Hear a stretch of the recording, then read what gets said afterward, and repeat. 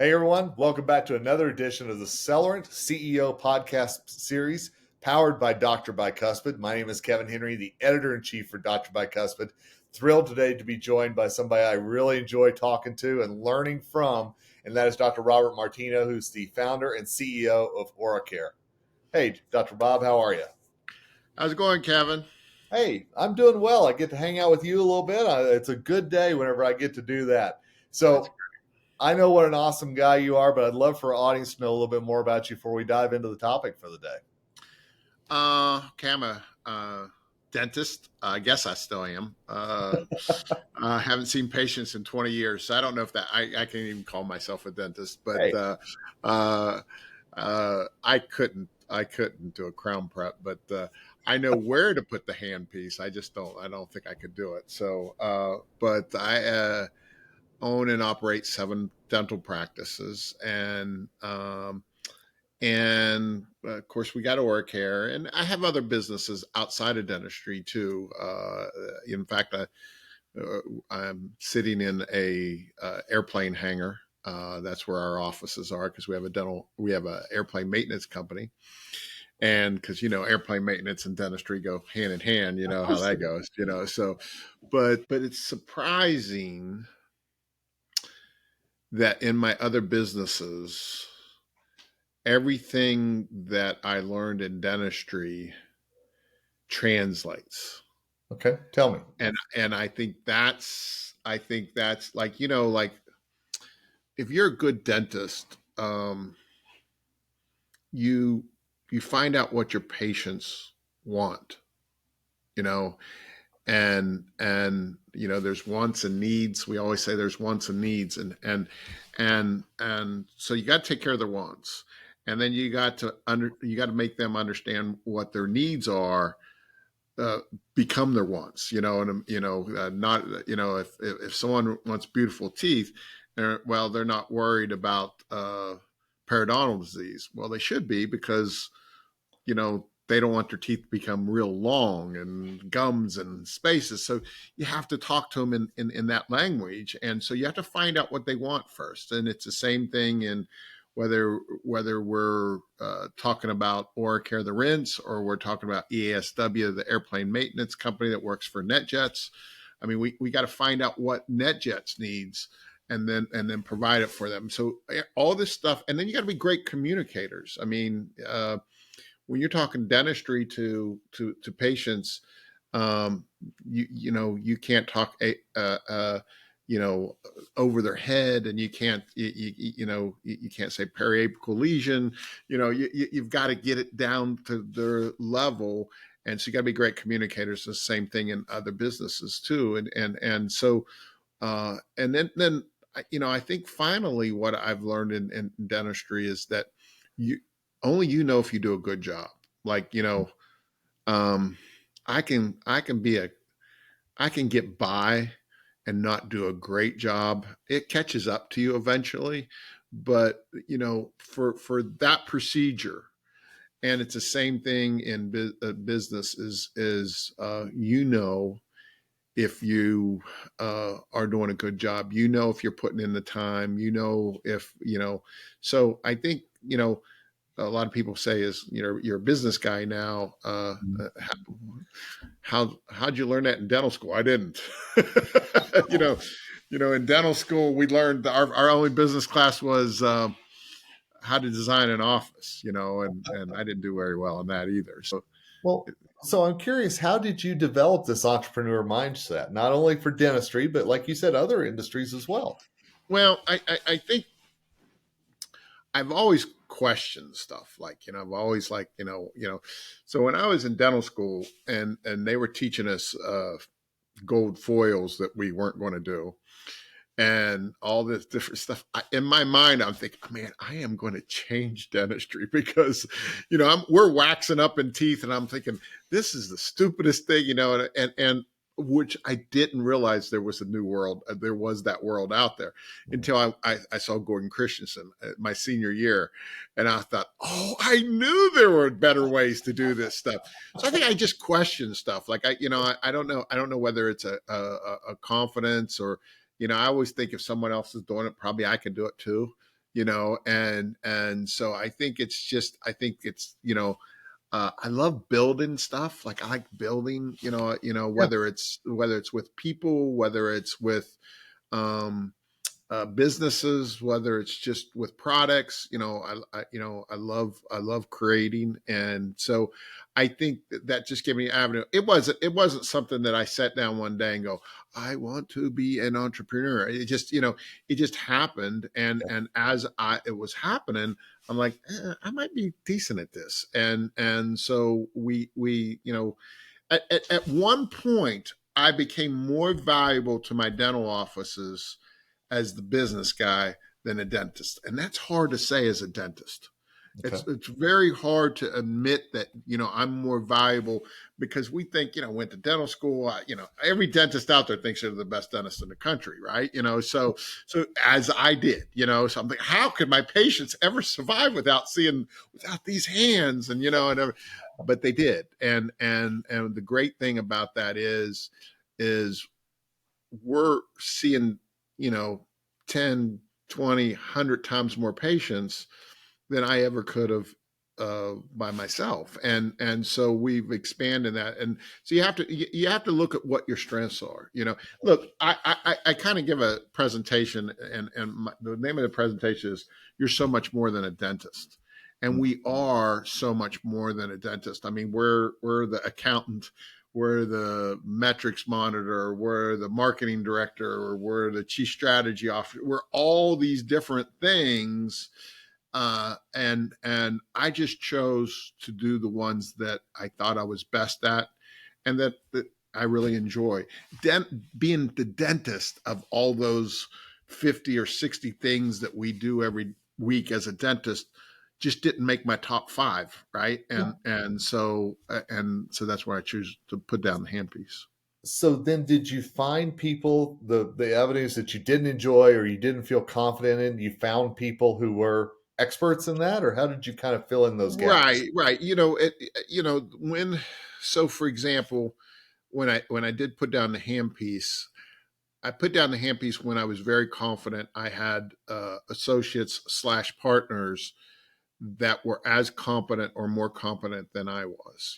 So they're look, they're never, when you do something like uh, overall seeing an office and putting down the handpiece, you have to let go of certain things. Dentists are control freaks, so it's really hard for them to do this. But there will my partners now, and associates now, in my mind, still to this day, don't do it as well as I do. Right. Yeah. And every dentist feels that way, but you have to say, look, they're still doing a good job. So you can't control everything. They're going to do it a little bit different, you know. And if I was truthful with myself, which is hard to be sometimes, there was a lot of things they were better than me at. Yeah. And maybe it wasn't that it was just a physical thing, is maybe because I was doing 20 things else. I was trying to do payroll, I was trying to do that, so maybe I wasn't. So our job right now is to do everything for our dentists, so our dentists just concentrate on the patients, and I think that's better for them. I mean, they don't have to worry about, oh, Susie just gave her 2-week notice, what are we going to do? And so I think that made them better dentists, and it probably uh, relieved me of a lot of stress because it was hard to be, in two different camps. Yeah. Tell me about the OraCare origin story. Where did it come from? Why is it such a passion for you? So there was a couple dentists, and I always say, three dentists walked into a bar, but this is not a punchline. So we were at a bar and we were talking, and we were just talking about, how much we hated chlorhexidine, and it really wasn't anything else. And our what we call our science guy, Dr. Downs, said, well, why don't we just make one? And me and the other Dr. Kalajan, we just looked at him and went, yeah, whatever. You know what I mean? And he said, no, he said, I've been doing a lot of research on it, which he had been years. And so we came up with this, like, we had a little bit of advantage. First of all, we were dentists. Okay. Second, we knew what didn't work and what we wanted to work. So we set up this like perfect criteria to how we were going to make this. And so instead of making a mouthwash and hope it did all these things, we put the things first and then made our mouthwash. And one of the first was, had to kill the same bacteria as chlorhexidine. We wanted to kill viruses and fungi. But we just didn't want any side effects. And because chlorhexidine has so many side effects, and everyone knows that it tastes terrible. You can only use it for 2 weeks and it stains like crazy. Everybody knows the bad part. But what they really don't know is how it inhibits fibroblasts, how it's inactivated in blood, how it can be dangerous if you use it after extractions. So we decided to make our own, and we did that. And this, golly, probably 12, 13 years ago. And one of my passion was I did not want to sell it to anybody but dentists, because what I hated was when a company would come in and go, hey, we've got this for you, sell this to your patients, and then I go to Walmart and be cheaper than what I get it for, Sure. and so this is a dental product only sold to dentists, and where the dentist can control, they can control how they dispense it, but they also control the income. There is income for them to make if they want to. They can buy it for and sell for whatever they want, but there's no middleman. There's no, if there's an income, which I think there should be an income, just like there should be an income for fluoride treatments and prophies and all that kind of stuff. There should be an income for OraCare. So it really is a hygiene. Hygienists love it. I mean, we have thousands of hygienists that switched over from chlorhexidine, and they were our champions first. And now we're having a lot of dentists and periodontists that are seeing the results and moving down that line. So we're on the Cellerant CEO podcast series powered by Dr. Bicuspid, Dr. Robert Martino, founder and CEO of OraCare. And speaking of Cellerant, I know you have that relationship with Dr. Lou Schumann and the group at Cellerant Consulting. And just wondering, as a business person, what is the value in having that kind of business think tank or those people to bounce ideas off of and work together to grow your own business? Well, I think everyone needs someone to bounce ideas off. I have several, and but Cellerant is kind of what their name says. It accelerated once we had this relationship. It accelerated OraCare business because it got the message out. Mm-hmm. They're so good at getting the message out to the dental community, and through articles and just it was just I don't think we would be where we're at without Cellerant. I think just like you don't know what you don't know, and I think having Lou in our corner helps us tremendously. If I can't find something in the industry, whether it's a manufacturer or a shipper or someone to release this article, I call Lou, and Lou's like, oh, okay, well, I know a guy. You know what I mean? And and I think that's where it is, So if you have a product or you have a service or you have something that you're trying to get to the dental community, I don't know if there's anyone better than Cellerant to do that. What's the best piece of business advice you ever got? That's a great question. I think it was a quote, and it wasn't a personal one. It was just something that I read and from Ken Blanchard, and is that all of us are smarter than one of us, and I think the idea is I'd love to tell you all the things that I got going on is all me. It was all my ideas. Everything was me, me, me. But it's not. I've had such great teams, and without them, I mean, and so I never make a unilateral decision on big stuff. I hardly ever. It's always some of my people will go, "Hey, can you do this?" And I go, wait a second, I got to talk with my team, because someone's going to have a difference of opinion. Someone's going to play devil's advocate and everything. So I think that's the biggest thing is don't be an island. There are people, you don't always have to be the smartest person in the room. That's good. Sit there and listen to other people, and there's so much out there. I've learned so much from so many people, through Cellerant, through Fortune Management, through different things, and that I've picked up all along. Like, I'm an amalgam of all these things that people that I've picked up across all the time that I've been with them.